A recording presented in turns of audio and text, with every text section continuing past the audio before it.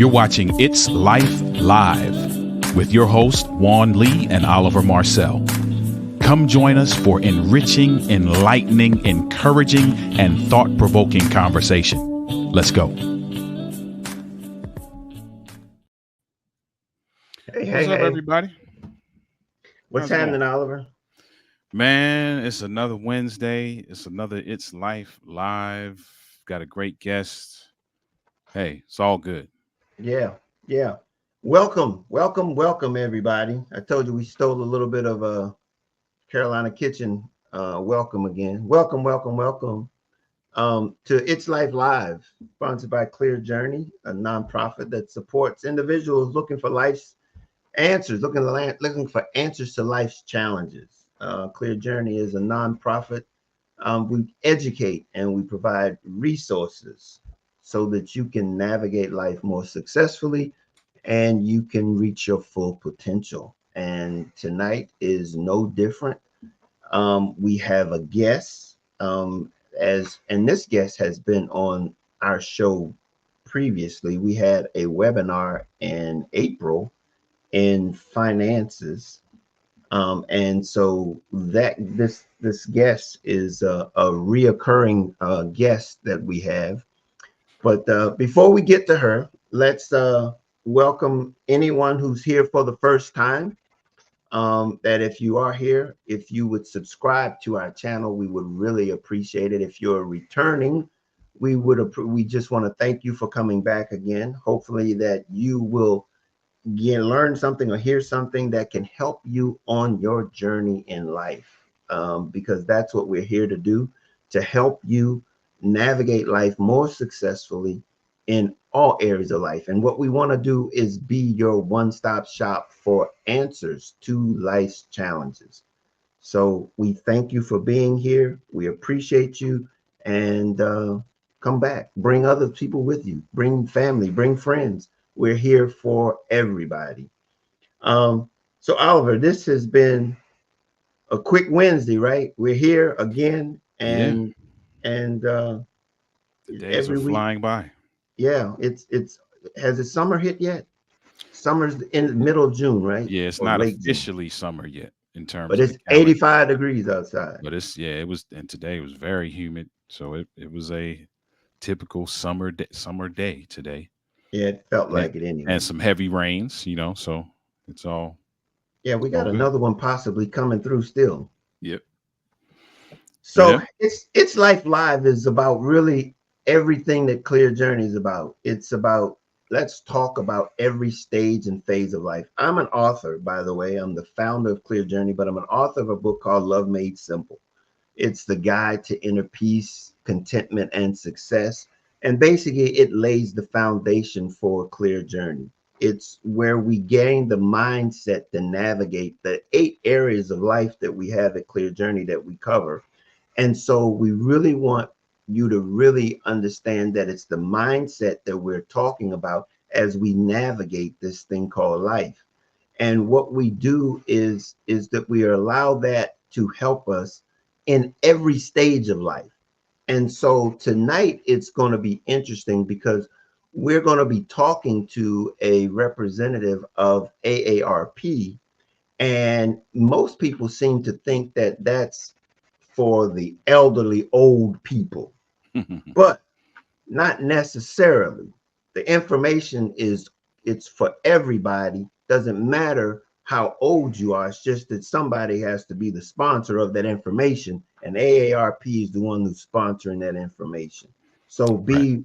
be open to understand and hear what our guest is talking about, and not just looking at the fact that she's coming from AARP. In spite of the fact that I got gray in my beard, don't Yeah. mean that I'm Right. necessarily, but I've been an AARP for about 10 years now, so I don't care. Yeah. Don't They, check it. Don't if you're not 50 plus, don't check out because this information, I guarantee you, is pertinent to everyone. Everyone can benefit from what you will hear tonight. So listen, you don't yeah, got to look like us. You don't have to have the silver or the the salt and pepper. You want this information. Trust me.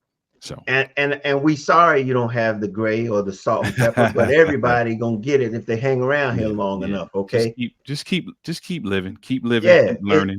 it's about this. It's life live. That means continuation. That's what this is all about. So she was with us in our webinar in April, and the webinar was about protecting your finances, Mhm. and, and that's something that it didn't matter what age you were. If you've worked to build a financial foundation or your resources, you want to be able to protect them. And she gave us a tremendous amount of information and tips and resources as to how you do that in light of this culture that we're on right now, this online culture. And so we're bringing her back because they have a program that is coming up, and she is here to tell us all about it and then some. So without further ado, I'm going to introduce to some and reintroduce to others Karen Morgan. Come on out. Karen Morgan. And while we're bringing up Karen, listen, if you are watching right now, shout yourself out in the comments. Let us know that you're watching. Let us know where you're watching from. If you are watching the replay, put replay in the comments. Let us know where you're watching from. Feel free to engage in the comments. This is interactive. We want to hear from you. We want to see those comments pop up on the screen. So get to typing, folks. Hello. Welcome. I'm Hey, so happy to be here. hey, Karen. Hey. It's like Look, old home week for me. hey, I forgot to hit the live stream on Instagram. So you're gonna be with a delay in Instagram and when you come up. If you see it on Instagram, it's gonna be running a little bit in delay. But No worries. we're here. So Absolutely. Karen, how have you been? I've been doing great. Been very busy with our preparations for our upcoming Protect Week campaign, and just running around doing that. And I want to circle back to something you said about how AARP has benefits for people regardless of age. I usually tell people no one leaves this world younger than when they came in. So, so if you're lucky, and it requires some luck and fortune, you're going to get older. And Mhm. if you're lucky, you're going to get to the point where you're going to qualify from an age standpoint for the benefits of AARP. And even if you're not there yet, you know somebody, you have somebody in your family. There's a friend, there's a neighbor, there's an aunt, an uncle, a parent, somebody is at that age in our target audience. Yeah, you want to hope so And you anyway. will be. Mhm. Yep, exactly. Yeah. So Well, I mean, but that's the whole thing. I mean, that was the thing that I really understood when you were sharing with you at the webinar, sharing with us at the webinar. I mean, this information is information that is not based on age. I mean, it's unfortunate in the sense that a lot of people prey on this age demographics of 50 and mhm, above, so to speak. But there are people out there preying on us just because we're just not informed. And mhm. this is information that no matter where you are on this journey called life, and I emphasize I talk about it in the book as the different stages of life, but information is useful at any stage of life. Yeah. And this is Exactly. You can help yourself or you can help other people Others, around you. right, absolutely. right. So let's now talk about then the new thing or the thing that's coming up that's going to be helpful to everybody, and it's something that you've been working on for some time. So tell us, where and what. First of all, for people who don't know you, introduce yourself. Tell people who you are, where you come from, and why you've decided to work this particular aspect of area in life, so to speak, or this emphasis that you've put on security and Financial awareness and things like that. security. Well, yes, who am I? That's and I'm sure there's somebody out there from the NSA who knows more about me than I am a full-time volunteer with AARP Maryland. I've been doing that for 4 years. Before that, I was an attorney with the Maryland legislature, and I worked on legislation. I staffed statutory committees and worked in different areas. One of times in 2007, there was the Maryland Task Force to study identity. Was one of the staff people who helped that task force come up with their recommendations, and I drafted some of the legislation. So I've had an interest in computer security and identity theft really going back more than 20 years, like more than 25 years. Ever since, I'm a little weird, but I saw a Lifetime movie. I saw a movie on Lifetime. It was called The Michelle Brown Story, based on a true story whose identity was stolen. The movie was made in 1999. And when she was going, a person at a mortgage office stole her information. But this person opened up accounts in her name and got arrested in her name and all kinds of horrible things. And poor Michelle Brown nobody believed her, because in 1999, no one had heard of identity theft, or around the 90s, was probably before the end of the 1990s.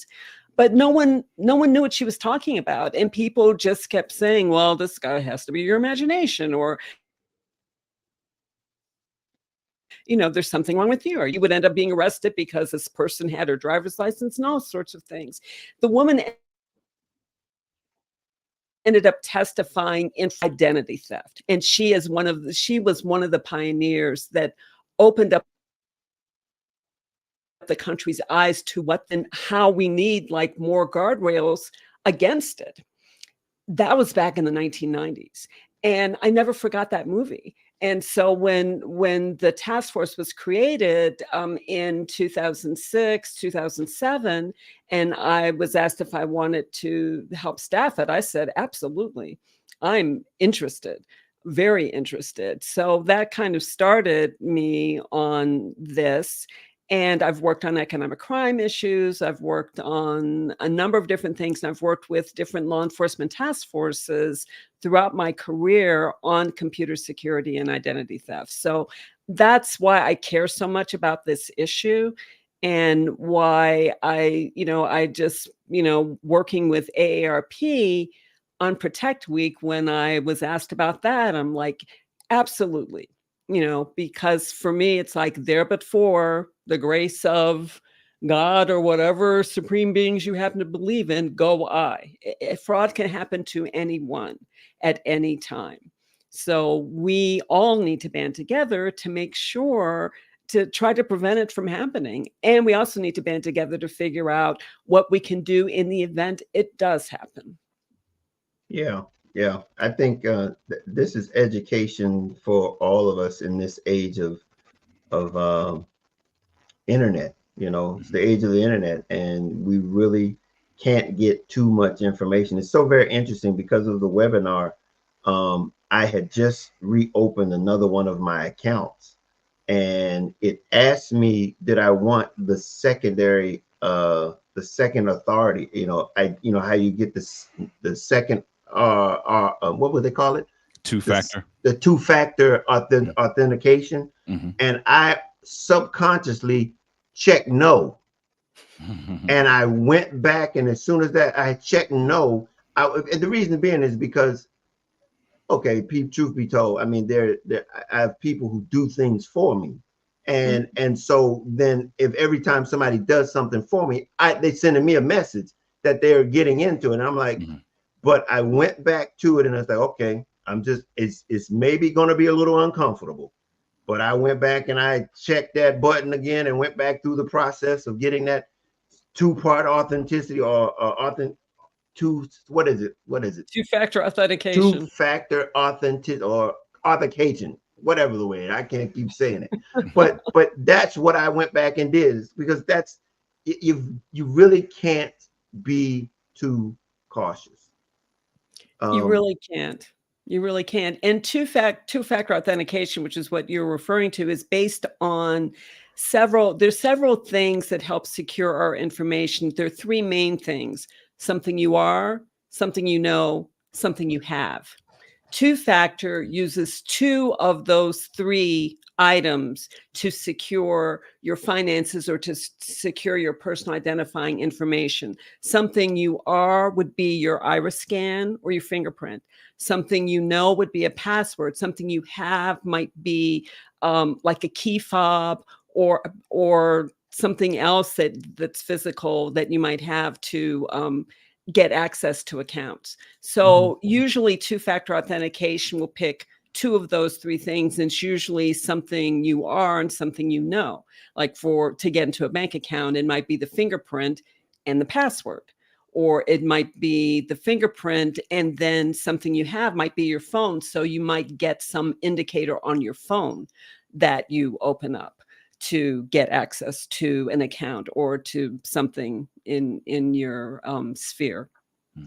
Okay, yeah. Well, hey, let's start with what it is that's going on here in June, and tell us. I think you said it's going to come up on June the 12th or something like that. June 10th, actually a little bit before that, but ARP Maryland and a number of other nonprofits and government associations, there's like about 15 or 16 groups all together, band together every year to do a campaign called Protect Week.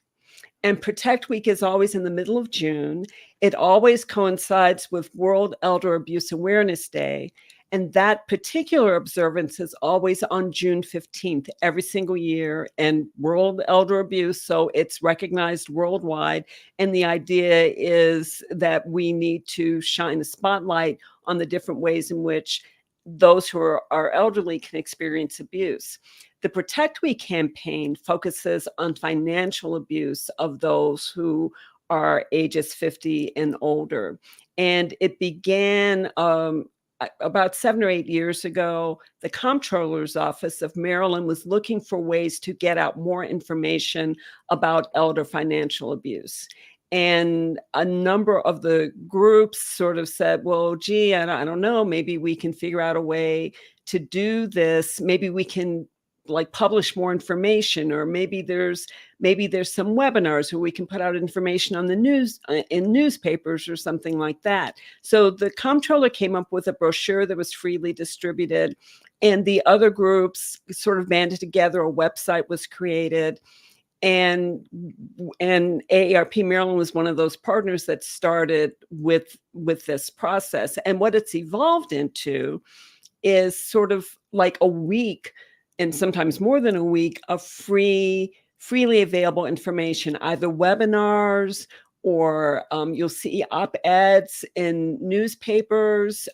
You'll see the Protect Week website, and we'll do social media interviews on the AARP Maryland YouTube and Facebook channels. We will ask experts different things about financial abuse and what can be done to prevent it. So usually what happens during that week is we have a kickoff press conference that will happen June 10th. And a number of people in state government, like the U.S. Attorney for Maryland, Eric Barron, will be a guest. Attorney General Anthony Brown is expected to be there. The Comptroller of Maryland, Brooke Learman, will be there. The Secretary of Aging, Carmel Roquez, will be there. Secretary Rafael Lopez will be there. The Commissioner of Financial Regulation, Tony Salazar, will be a guest. And even I will be making remarks, and it will all be emceed by Sean Perry, who does the Senior Zone it's syndicated on radio. Nice. Yeah. Wow. That's awesome. That's an awesome resource. And our teletown hall will actually happen before the June 10th. Our most of our activities will take place from June 10th to June 17th. We'll also have shred events throughout the state of Maryland. Those are free. You don't have to be a member of AARP. You just sort of sign up and bring your stuff that you want to get rid of and get shredded. And you can bring them to different locations throughout Maryland. Our Teletown Hall gives people a chance to call in and ask questions of experts. We'll have someone from the FBI, we'll have someone from the Better Business Bureau, and we'll also have the Commissioner of Financial Regulation. They will be our 3 guests during the Teletown Hall. And that is actually happening tomorrow from 2 to 3 p.m. Oh, tomorrow, meaning you hearing this live, so that would be Thursday the 6th. Yes. Okay. All righty. So how can they tap into that? Well, from what I understand, AARP issues out a call. People have to actually ask to call in. So they target an audience statewide, and those people who want to participate will call in, and they will be part of they will listen to the call, and then during the call they'll be told how to dial in to ask questions and things like that. Yeah. Now, is this something that anybody can dial into, or do you have to be part of a certain demographic, or how does that work? I'm not sure exactly how this works. I believe what happens is that AARP issues like a call out all over the state, a target population, and then those people are asked if they want to dial in. Yeah, that's interesting because our executive in PG County, during election time or during areas of like back during the pandemic, every so often they would send, call everybody's phone in the county. Right. And they would tell you that there would be this town hall, and that everybody at a certain time that you could call this number and listen to the town hall. Right. So I would assume that this is similar to that. So it's a demographics that they send this robocall, this phone call to, and everybody gets that opportunity. If you want to, listen into it, you can or not. So yeah, I guess so. So I have a question though, Karen. As it relates to Maryland, is this unique in Maryland? You said that this was a universal thing, but as it relates to the way in which Maryland looks at crime or victimization of elderly or people in general, is this something that is exclusive to Maryland, or do you collaborate with DC, or you collaborate with Virginia in when you're with this campaign, or at all, or other states in general? Well, the Protect We campaign is within Maryland. It is unique to Maryland. It includes Maryland agencies and Maryland nonprofits. So because these groups have gotten together and said, we need to do more. Now, other states may have similar campaigns, but we're working with Maryland agencies and Maryland organizations to deal with Protect Week at this particular time of year. But certainly, we can talk about fraud, and we do throughout the year. All over the state about fraud prevention, and other people in our organization do as well. And if there are other sort of publicity opportunities like your webinar or this podcast, then we're ready and willing to be there to help get out the word. Go ahead, Oliver. Well, I this will take us in a slightly different direction, but it's all related. Just as you were talking about, just the resources that are available and the things that we can tap into, what in your experience is, and I don't know if there's one thing, there may be several, but what's a common mistake, if you will, that people make regarding the protection of their digital assets, their financial data, their personal data? What's a common mistake that you see? Hmm. There are well, the first mistake I think people make is believing that it's not going to that it can't happen to them. Mm, There's a sort of arrogance with regard to that. I'm smart. mhm, It's not going to happen to me. I can't be duped. I'm not a sucker. I know what I'm doing. mhm. I know how to manage my finances. Right. And I guess the first thing, and something I feel very strongly about, is to let people know that fraud, there's a war out there for our personal information. I said that during the webinar. There's a war on. These people, and you use the word people loosely, are just looking for any and every way to enter into our finances, and there's nothing that's completely secure. That would be the second mistake, believing that there's such a thing as perfect security.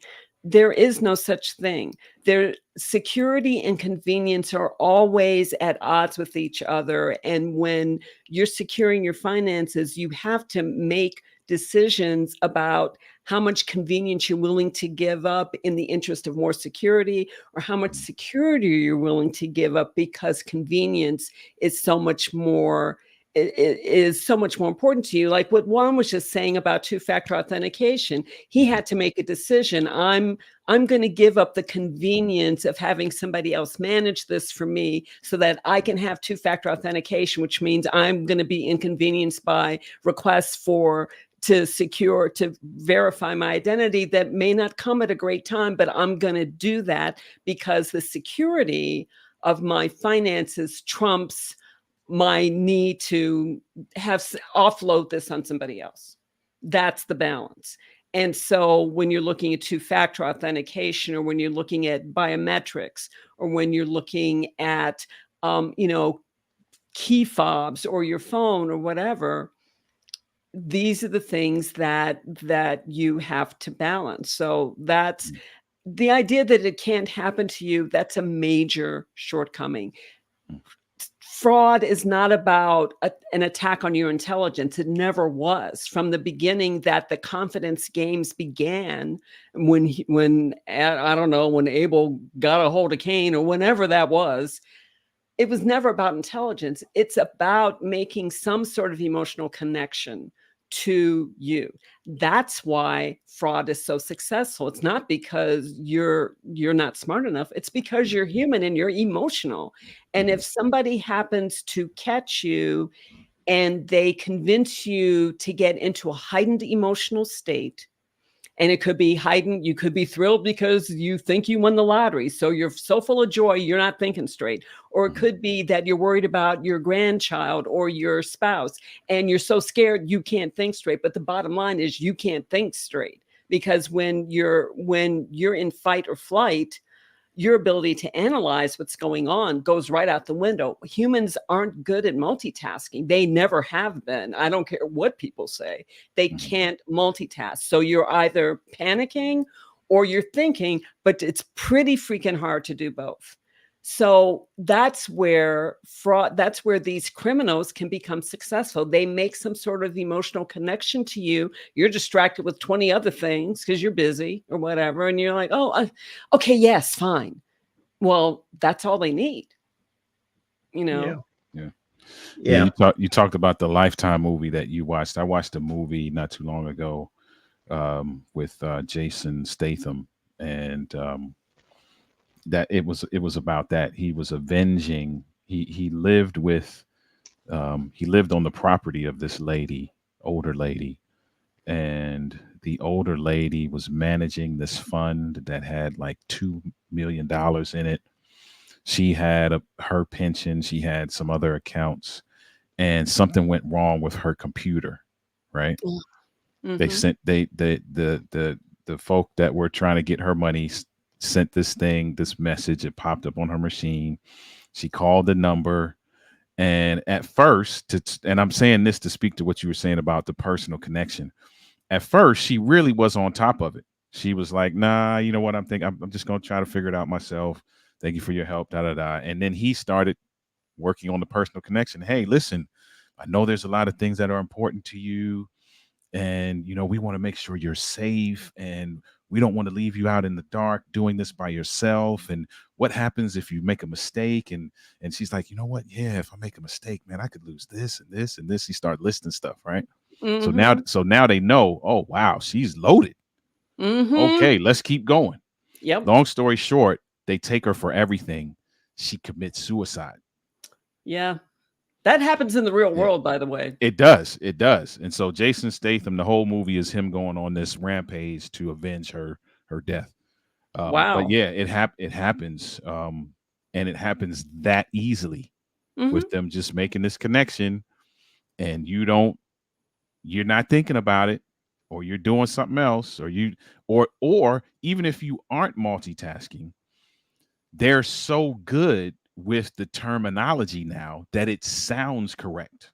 Yeah, they say the things that they Yeah. harp on your deepest fears, or Mhm. like with the woman that you're talking about in that movie, or they make, it's like, are you sound a little sad, I just lost my spouse. And Mhm. of course they couldn't find a spouse with a Right. spouse finder, but there they go. Right. And so, oh gee, yeah, I've been so concerned about my finances. But I don't worry so much anymore because I started investing in this cryptocurrency, and it sounded kind of shady at first, Mhm. but then I kept looking into it, and I was surprised so pleasantly at how much my finances Mhm. increased, and the interest rates and the returns were amazing. And of course, they're always, they're never bad. They're always Right. amazing, Right. you know. Exactly. Yeah, Hey, I tell my parents, don't, any phone call you get, just be like, "Hey, I'm going to have my son reach out to you." Like, don't Right. make any decisions. Don't, you know, it's that just, it's crazy out here now. Yeah. that This was is not a trusted device. yeah. This I own it, I paid for it, but because it knows more about me than I do, it's not trusted. Don't trust the phone. I have a question, and it's I want to, first of all, I'll get to the question in a second, but I think what you've basically been alluding to is something that we and I talk about, and that's really being able how to navigate this in the mindset, the right mindset to be able to navigate this type of situation. Because basically, we're basically talking about people taking advantage of the way in which we think and our emotions. And do you have any suggestions or ideas? Because Oliver just said something that was very interesting with his parents. He says, tell them without a doubt, regardless as to how emotionally connected they can get to his parents, is that he tells them to tell the people on the phone that my son will contact you. So, Mhm. in other words, the way to nullify their ability to be able to get to your emotions in the moment, because I think it's also having to do with the moment and that Mhm. ability to not to be able to balance it or to fact check anything because we're going to be caught in the moment. Mhm. And so, Mhm. with using that being the impetus to being able to get you to release them information about you that will allow them to do this, they will typically not call you back if you Mhm. tell them that you've got to do this, but I need to get some things I need to check. And we should not be afraid to be able to put them on notice to say, I need to find out who you are Mhm. and reverse this thing to them, because people will then, how many times have you had been on the phone and when you ask them questions, they hang up on you? Mhm. Oh, lots of times. Yeah, because their intentions are crooked. Right. Mhm. Right. And They're horrible. so They're horrible. so the answer is how do we mindset, they're in a war, what can we do to defend ourselves against this war? Because emotions, we all have them, but the ability to be able to control them and manage them in that moment is what we're basically talking about. And the Mhm. ability to do that is critical in knowing how to think correctly in that moment. And that is, here's the simple thing: don't do anything on the first call, the first phone Right. call. Release yourself from the need to respond. You do not need these people's good opinion.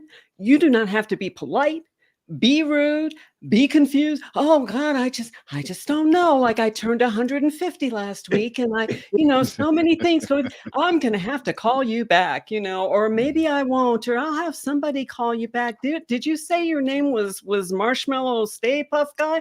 Oh, everything's so confusing. I just don't know. Whatever. You do not need to respond in the moment. And when somebody is attacking something that you feel is critical to your survival or your family's survival, I think it's really hard to step back. But that's your friend.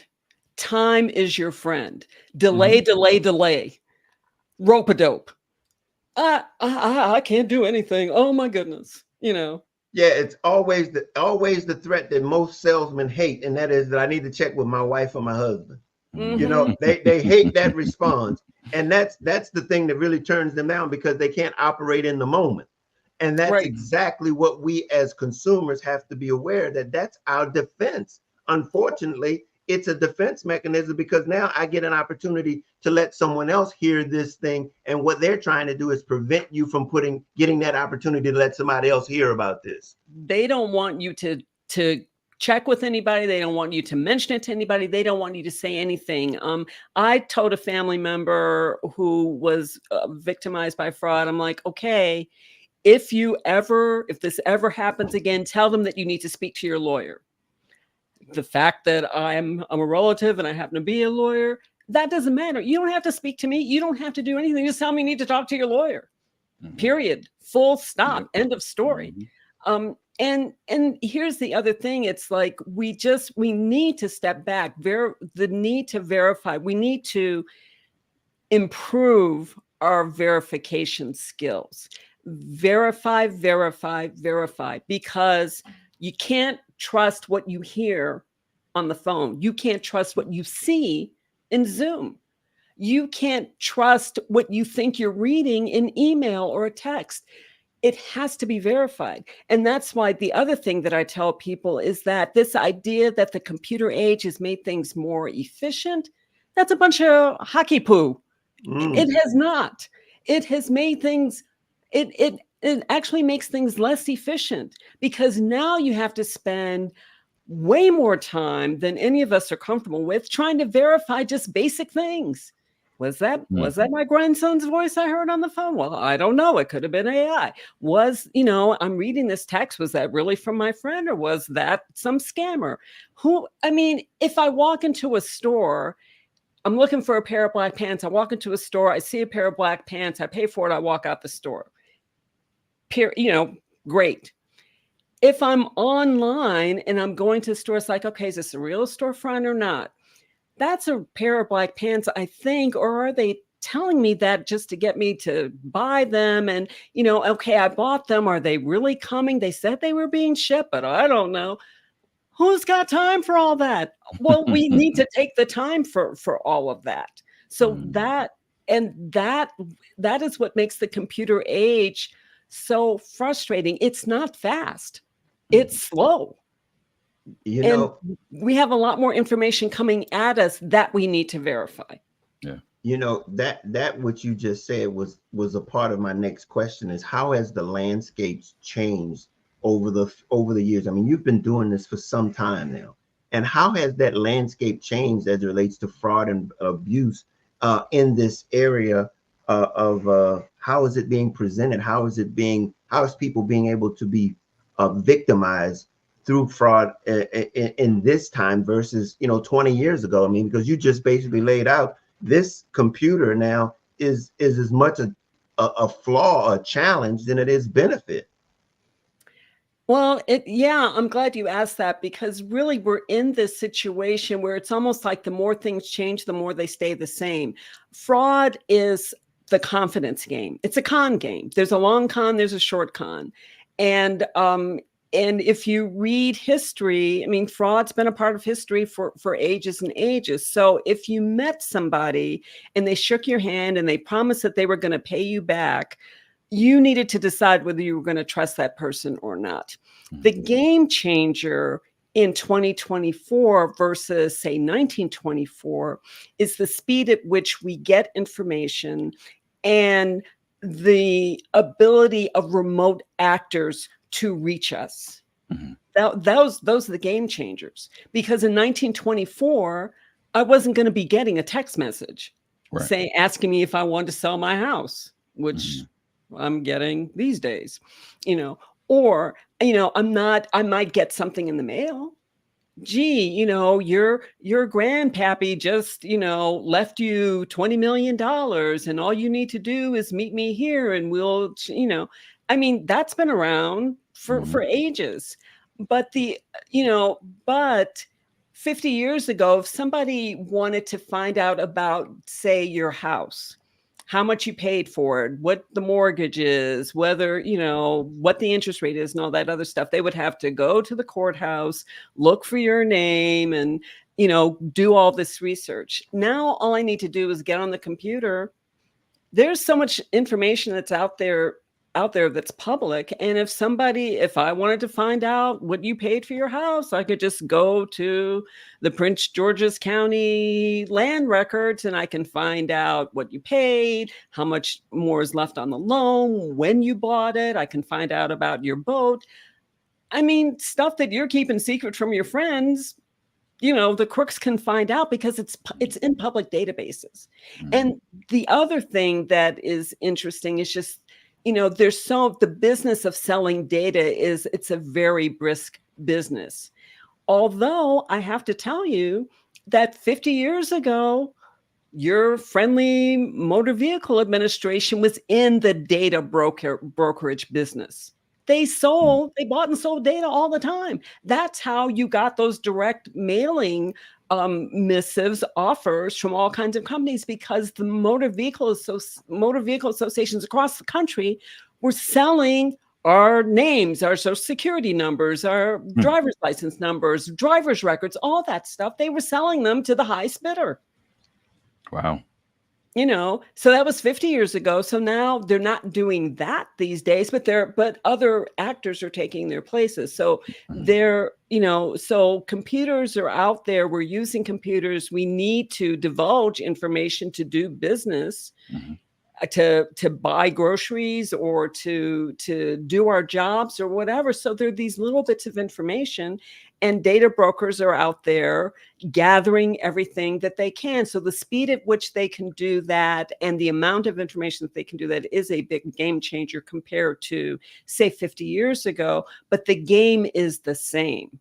It's getting information. And then the fight against that is your propensity to trust needs to be put on the back burner.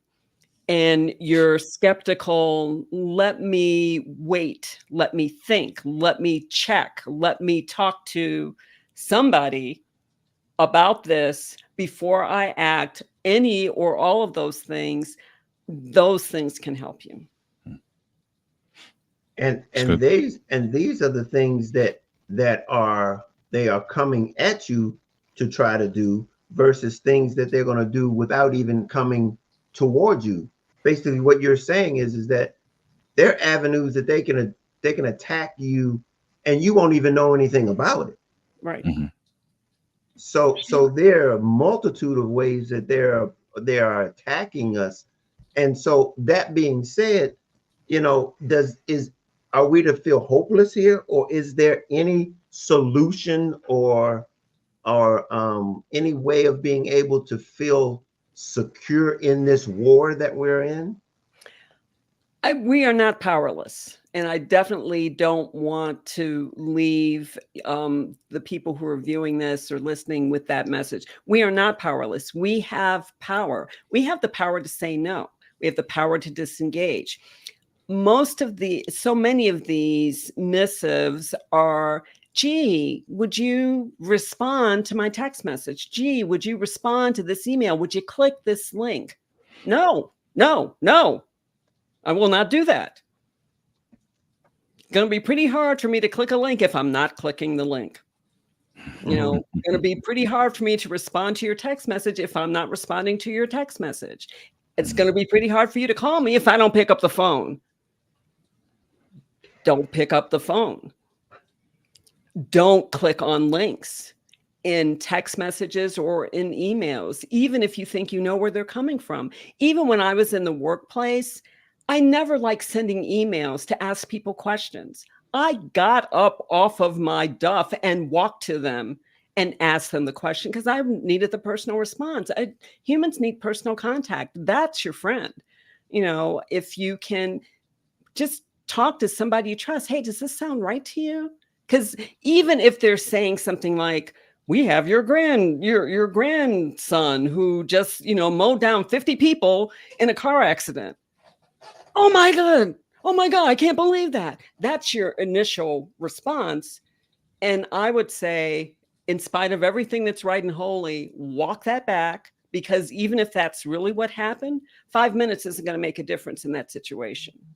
But 5 minutes can make a difference if you can say, you know, I'm scared to death right now, but I'm going to check with my son and see where his son is, where my grandson is. Have you talked to him today? Well, yes, I just got off the phone with him and he's in school. He's fine. Oh, okay. Woosah. I can now calm down. But what helped me calm down is that 5 minutes. Like, they want you to act without thinking. They want you to act immediately. And when they say, don't tell anybody, that's a huge red flag. So let's think about the red flags. You know, links. Would you contact me? Would you get back to me? I'm offering you an investment opportunity from out of the blue. Well, why are you doing that? I'm so concerned about your computer. Why your computer is subject to malware. Let me tell you something. Multi-trillion-dollar corporations do not give a crap about whether your computer is working or not. They never have. Apple doesn't care if your computer works. Neither does Microsoft. Neither does Google. They never have. So if somebody's calling you, telling you that they're so concerned about your computer not working, that's a red flag. People calling you out of the blue, offering you the riches, the world on a string, that's a red flag. That's not how the world works. Well, do you have more of these red flags? Because I think those are ones that I've heard. I've heard those too myself. I mean, I've had a case in situations occurred that's been what they've come at me at. So are there more red flags that you have that we can share with us? Well, I mean, certainly, you know, it's something unexpected, something that generates a heightened response for any reason. That's a red flag. If you're in the middle of a communication and you find yourself panicking or freaking out for whatever the reasons, that's a red flag. So you really just want to take the time to calm down enough to try to assess the situation, or to get somebody else to help you assess the situation. And it doesn't take that long to pick up the phone and just say, hey, friend or family member, whoever, does this sound right to you? That happened with me and a family member where they got an offer for a job and we were all excited. And then I started thinking, there's something about this that just doesn't sound right. But my family member wasn't thinking that way because my family member was really excited. And so it was sort of like, it took a little while to walk it back, but then we figured out this was not legitimate. Yeah. This really, I think, really solidifies, I guess, what we talk about as it relates to many times we want to think that we've learned something or we've gained something that someone else hasn't learned or gained. And so we keep it to ourselves and are not willing to share. It's like, this is what I heard. I saw this. And sharing it with other people is sometimes good enough to realize that maybe it's not as good as we thought it was. And you have that other opportunity for somebody to hear it. And you can then say, hey, that's a shaky thing right there. But this is basically what you're saying is we've got to start to think a little bit differently as relates to how, and everything that you're talking about is where our society is saying that the computer is our friend. we have to now challenge that. We have to challenge the fact that not necessarily is the computer our friend, because it's not necessarily the hardware, but it's those that are using the hardware to solicit and to persuade you into doing things that are to someone else's best interest. And that's what this hardware has the ability to do. When that wasn't aware, like you said, this is not a new trick pony. It's just they just using different tools. Right. Yeah. And I love that. I love that you talked about just kind of stepping back for a second and just, not jumping in, not allowing your emotions to control the situation, because it can now allow you to do some research, because often a lot of these phone calls that we get are from places that don't typically give a phone call to anybody. Right. You're like, so if you're getting a phone call and somebody's like, the IRS is after you and we're going to send the cops to your house, the IRS don't call nobody. So don't get all scared and frantic. Oh, the cops are coming. No, they're not. The IRS don't even make phone calls, right? So if you step back long enough to be like, you know what, I'm gonna get back to you. All right, let me see what I can get together, and I'll get back to you. Let me have my lawyer call you. Right, exactly. And then go straight to Google and be like, does the IRS call folks? And that happened to me recently. Well, it's been a few months now, but I got a call from my credit union. And they said that they needed to verify some charges. Somebody was attempting to use the card maliciously. And when I say this person was on point, I mean, she was on point, to so much so that she almost got me. She slipped up. And how she slipped up was somebody in the background came and said something to her. And immediately when I heard that person in the background talking, I was like, nope, that's not my credit union. Wow. And if he had not come and said something to her, she'd have got me. Because she was that good. She was terminology was correct. Everything was correct. Like, she was on point. They weaponize our emotions against us. That's why they're so successful. And let me circle back to something else that you brought up in terms of red flags. You cannot be arrested by phone or text message or email. Exactly. And if you think about it, if you're not panicking, you may remember that the police rarely ever give you a heads up that they're coming to arrest you. That's not how they work. They kind of work on the element of surprise. Right. Hey, Juan, we coming to get you at 12 noon. Right. Okay. I ain't gonna be here at 12. I ain't gonna be here at 12 noon when you get right.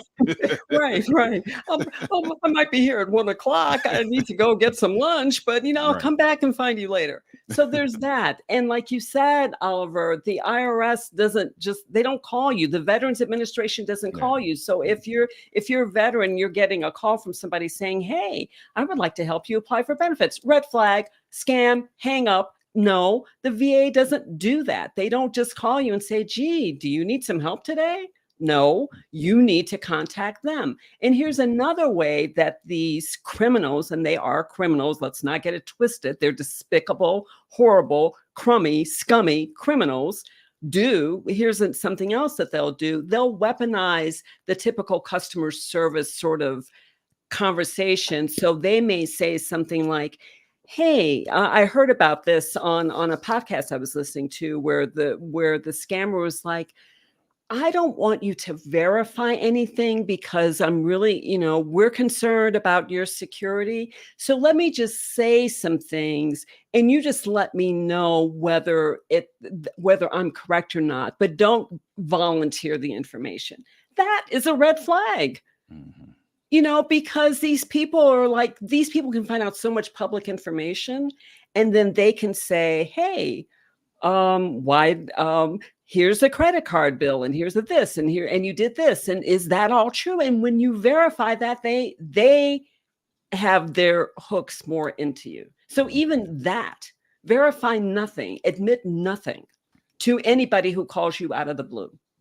Well, I tell you, look, there's a new attitude in town. That's what I'm talking about. There's a new attitude in town. And I think it's important, it's necessary that we realize that everybody who says hello ain't your friend, you know, and that you need to be, you know, it's good to have that second sense on the back of the hair raising on the back of your neck, and and think it through. Again, this really solidifies and reinforces the fact of the better you are prepared for when those phone calls happen, because again, they want to maneuver, they're trying to manipulate, they're trying to deal with you in a state that they feel that you're not able to immediately navigate successfully with them. They're looking for you to be vulnerable.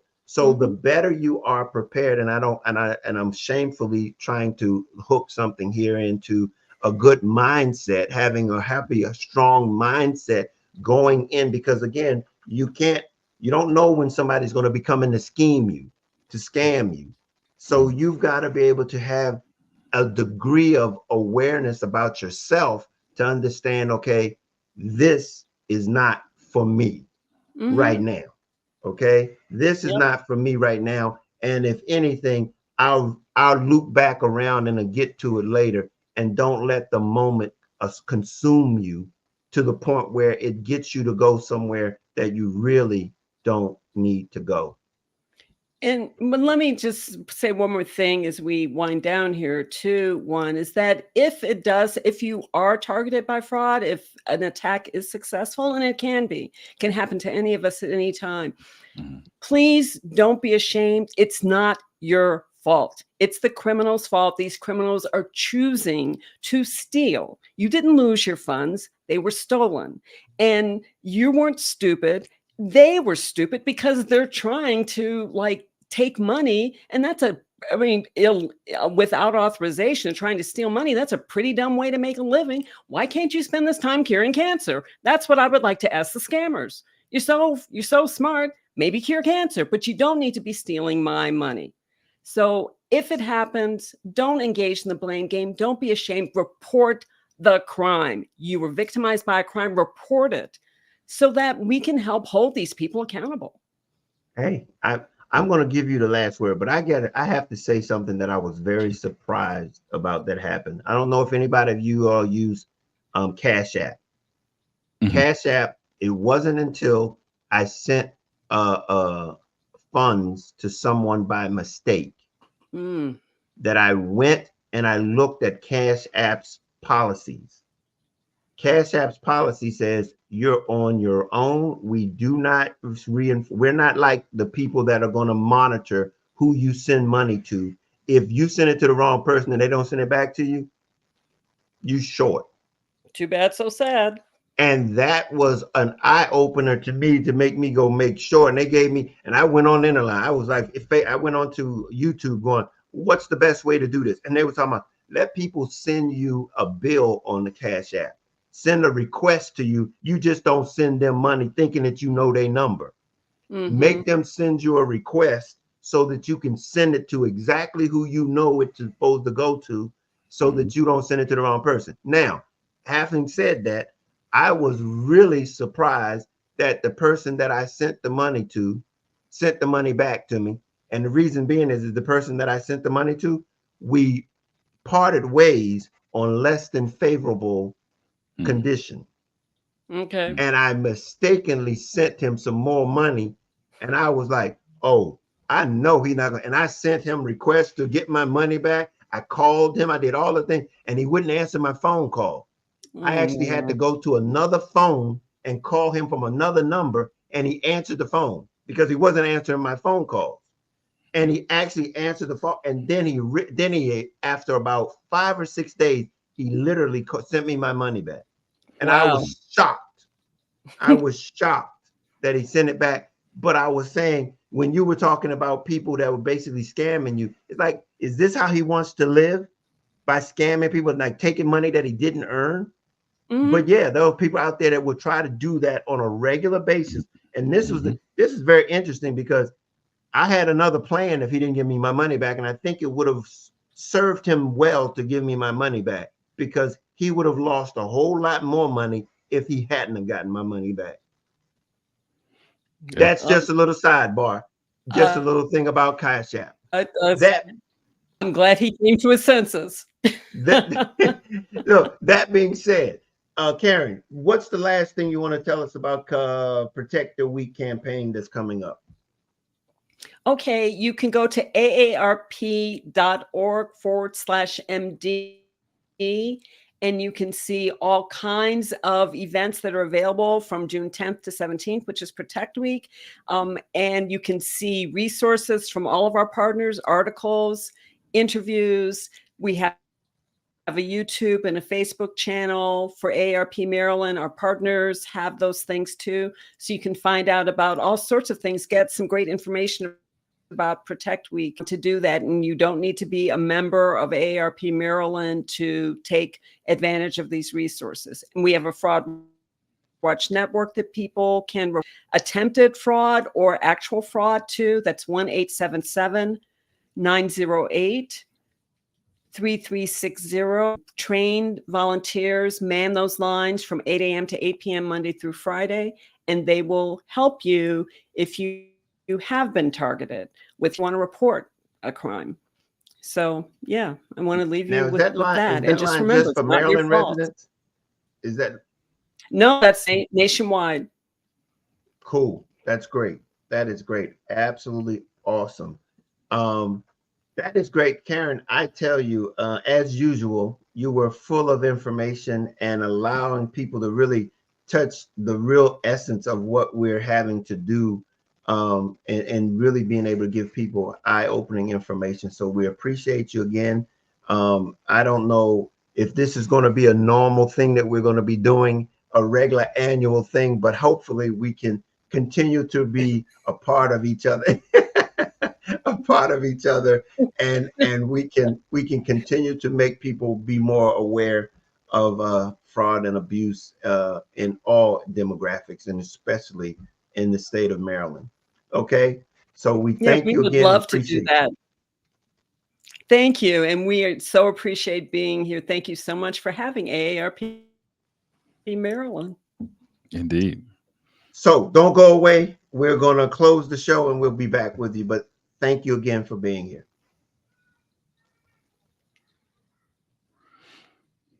Hey, that's again another good info. Hey, yeah, I mean, this is information that if you don't feel like you're the demographic, share it with somebody who do. Yeah. But again, it was awesome. I appreciate all of you all that were here. For those that were able to chime in and had any questions, by all means, if you didn't get her information or contact, you can always reach out to me at info@clearjourney.org, and we will get you in touch with her. Oliver, let people know where they can reach you and get in touch with you. Indeed. First, I want to shout out Damon and Carmen King, Damon Cunningham and Carmen King in the comments. Thank you for being a part of this and lending your participation in the comments. So shout out to you guys. Listen, if you're a social media person, right there on the screen is the social media handle everywhere, Denali LLC. I am an author, speaker, and coach in the relationship building and men's enrichment spaces, author of the book, Overcoming the Man Laws for the Man Who Wants to Be His Best, despite what he was taught. It is my passion, my calling, if you will, to see relationships thrive. And so if you want to build and maintain the relationship of your dreams, both personally and professionally, let's have a conversation. And if you are an email person, by any chance you're an email person and not a social media person, you can email me at the email that's on your screen. All righty.